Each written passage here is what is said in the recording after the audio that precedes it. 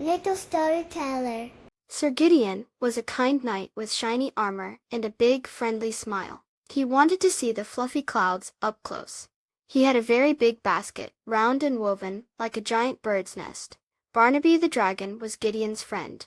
Barnaby was green and a little bit clumsy, but he had very warm breath. Sometimes, when he sneezed fire, it made big, floaty bubbles of hot air. One of these fiery bubbles, a bit singed on the edges, stayed floating. Gideon carefully tied his big basket under the warm, floaty bubble. It looked like a giant, woven teacup under a round, orange cloud. He climbed into the basket. It wobbled a little, but it felt safe.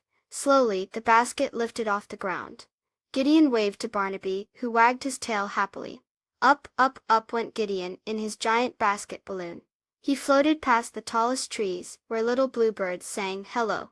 Gideon saw fluffy sheep in the green fields below, looking like tiny white cotton balls. He saw a sparkling river that looked like a long silver ribbon. Everything looked so small and peaceful from up high. He floated past the fluffy white clouds. Some clouds looked like giant cotton candy, and one looked just like a big sleepy kitten.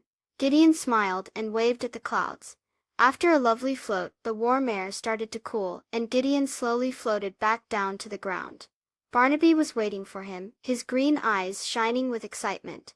"It was wonderful, Barnaby," Gideon said. "Thank you for the warm air." Barnaby purred like a giant kitten. "It's good to help friends reach their dreams, even if it's to float among the clouds." Please subscribe. Thank you.